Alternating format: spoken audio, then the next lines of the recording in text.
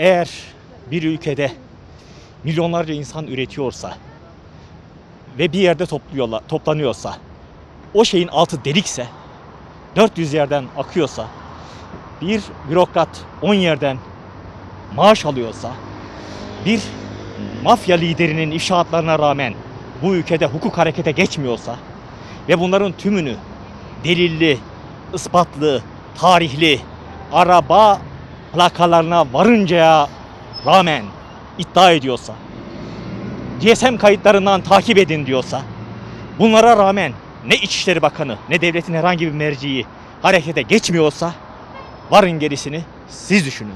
Bizim durumumuz 3. dünya ülkeleri diyorlar ya, hani Afrika ülkeleri diyorlar.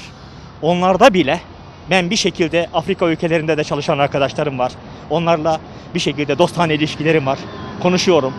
Onlardan bile daha kötü şu anda ama bunun farkında değil insanlar. Bizim ülkemizde iş tencereye dayanmadan maalesef insanlar uyanmıyorlar. Şimdi gelinen nokta iş tencereye dayandı. Şu anda tencereye dayandı. Bu düzen değişmelidir. Bu düzen değişmediği müddetçe ne tencere kaynayacaktır, ne çiftçi hakkını alacaktır, ne işçi emeğinin hakkını alacaktır. Bu düzen değişmelidir. Artık değerlendirecek bir şeyimiz kalmadı. Sıfırın altına indik. Yani çok kötü bir durumdayız. Çok kötü bir durumdayız. Hem emekli son zamlardan sonra daha da kötü olduk. Aslında söylenecek çok şey var ama seçimleri bekliyoruz. Seçimlerde de biz söyleyeceğiz her şeyi. O zamana kadar bekliyoruz. Hele bu ki son zamanlarda çıkan yolsuzluk iddiaları ve bizim parasal sıkıntımızla birlikte bizi daha da çok ateşledi. Büyük bir tepki halinde sandıkta görüşeceğiz. Teşekkür ediyorum. Vallahi abi yapılan zamlar zaten yıllardır olan şey. Yani sürekli zaten zam yapılmaya devam ediyor. Eğer mevcut hükümet düşmezse zam yapılmaya da devam edecek. Yani nasıl desem, bu şey değil yani, bu artık alışılmış bir şey. Yani bir genç olarak yani ben gerçekten bıktım yani, yitip giden gençlerden birisiyim ben de.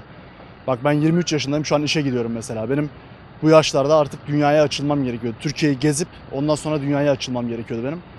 Ben de Ankara'dan zor çıkıyorum. Yani anladın mı? Sadece bu doğalgaz, elektrik zammı da değil yani. Bitti yani her şey. Memleketi parsel parsel sattılar. Gerçekten ya biz bittik yani.